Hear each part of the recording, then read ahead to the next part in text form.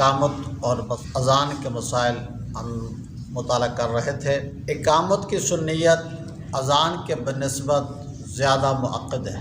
جس شخص نے اذان کہی اگر وہ موجود نہیں تو جو چاہے پھر اس وقت وہ اقامت کہہ لے، لیکن بہتر یہ ہے کہ امام خود اقامت کہے۔ اور اگر مؤذن موجود ہے تو مؤذن اگر کسی کو اجازت دے دے تو دوسرا شخص اقامت کہہ سکتا ہے۔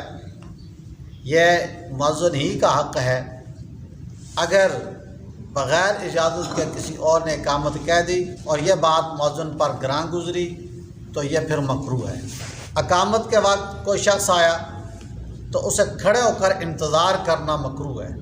اقامت ہو رہی ہو، کوئی شخص باہر سے مسجد میں آیا، اب کھڑے ہو کر انتظار کرنا مکروہ ہے۔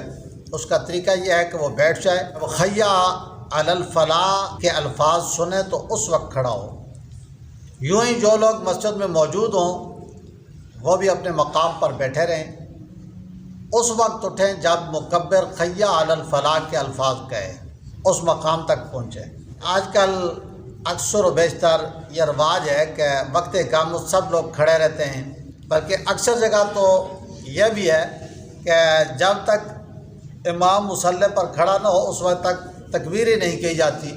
یہ خلاف سنت ہے۔ محلہ کی مسجد ہے، یعنی جس کے لیے امام اور جماعت کے لیے معین ہے، وہی جماعت اولیٰ قائم کرتا ہو۔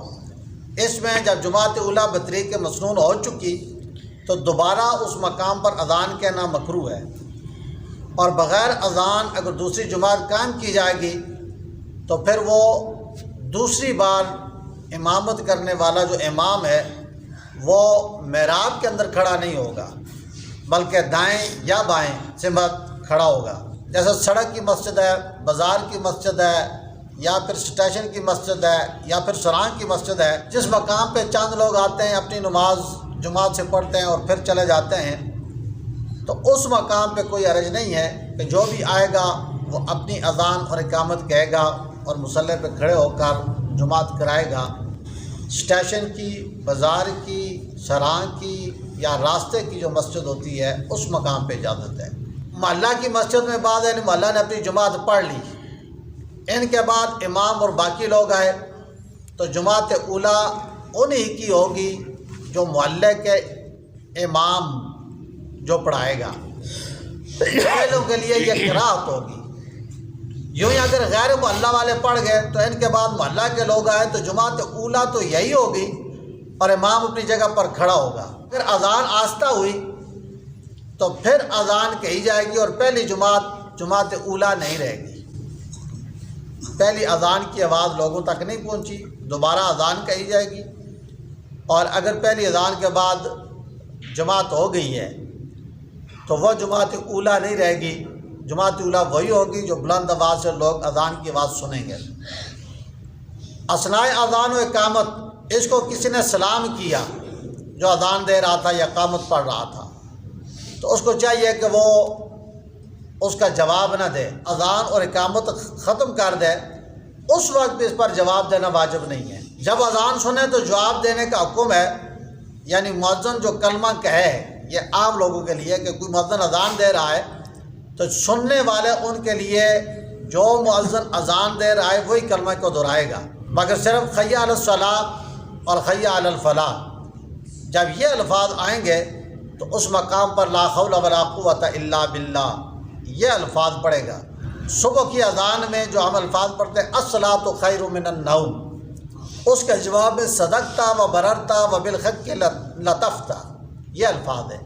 اگر سارا نہیں، صدقتا و بررتا یہ اتنے الفاظ بھی و بالحق یہ کہہ لیں۔ اذان کا جواب دے سکتا ہے جنبی آدمی جس کو جنابت ہو، لیکن حیض نفاس والی عورتیں اور خطبہ سننے والے جو احباب بیٹھے ہوئے ہیں، نماز جنازہ پڑھنے والے اور جو جمعہ میں مشغول ہو یا قضائے حاجت میں ہو، ان پر جواب نہیں ہے۔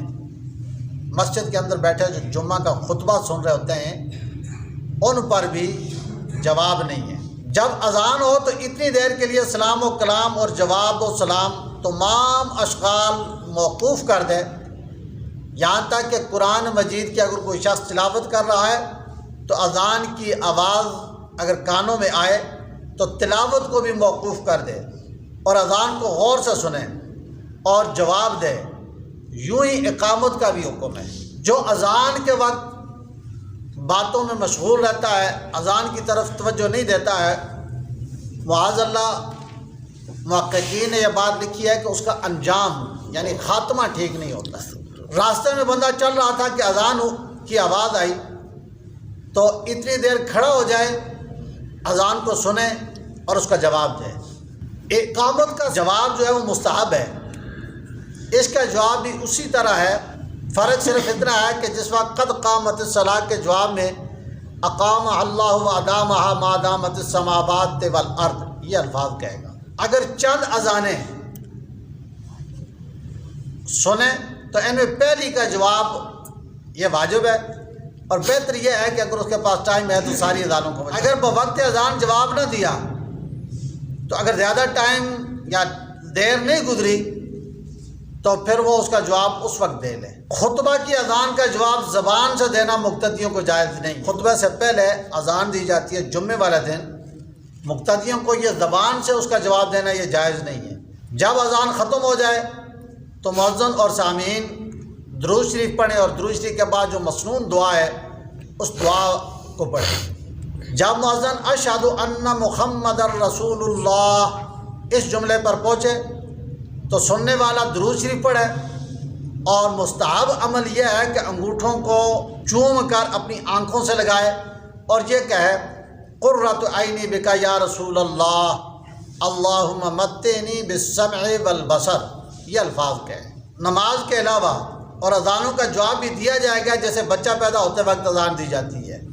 اگر اذان غلط کہی گئی مثلا لحن کے ساتھ تو اس کا جواب نہیں دیا جائے گا، بلکہ اس کو سنا بھی نہیں جائے گا۔ سننا بھی ٹھیک نہیں ہے جو گانے کی طرز پہ اذان پڑھی جاتی ہے۔ یعنی اذان کے بعد نماز کے لیے دوبارہ اعلان کیا جاتا ہے، شرع میں اس کے لیے خاص الفاظ مقرر ہیں اپنے اپنے علاقے کے دستور کے مطابق، یا الصلاۃ الصلاۃ، یا پھر قامت قامت، یا پھر الصلاۃ والسلام علیک یا رسول اللہ۔ یہ دوبارہ جو تصویب یہ لفظ استعمال کیا گیا ہے، اصطلاح کیا گیا ہے کہ دوبارہ یہ اعلان کہ جماعت اب کھڑی ہو گئی ہے۔ صرف مغرب کی نماز کے بعد تصویب یا نہیں ہے، باقی نمازوں میں ہے۔ اذان اور اقامت کے درمیان وقفہ کرنا سنت ہے۔ اذان کہتے ہی اقامت کہہ دینا یہ مکروہ ہے۔ کہ مغرب کی نماز میں وقفہ 3 چھوٹی آیتیں یا ایک بڑی آیت، صرف اتنا وقفہ ہے۔ باقی نمازوں میں اذان اور اقامت کے درمیان اتنی دیر ٹھہریں کہ جو لوگ پابند جماعت ہیں وہ پہنچ جائیں۔ جن نمازوں سے پیشتر سنت یا نفل ہے ان میں اولا یہ ہے کہ مؤذن کی اذان کے بعد وہ اذان سننے کے بعد سنن اور نوافل پڑھے۔ اگر اس نے یہ نہیں پڑھنے تو بیٹھ کر اپنا ورد اپنا وظیفہ کر سکتا ہے۔ رئیس علاقہ ہے یا رئیس محلہ ہے یا رئیس ریاست ہے، اس کا انتظار کرنا یہ مکروہ ہے۔ کسی بڑے آدمی کا انتظار کرنا جماعت کے لیے یہ مکروہ ہے۔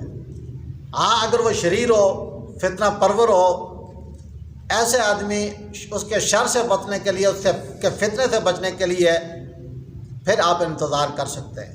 اللہم صلی علی سیدنا و مولانا محمد و علی آل سیدنا و مولانا محمد مبارک وسلم۔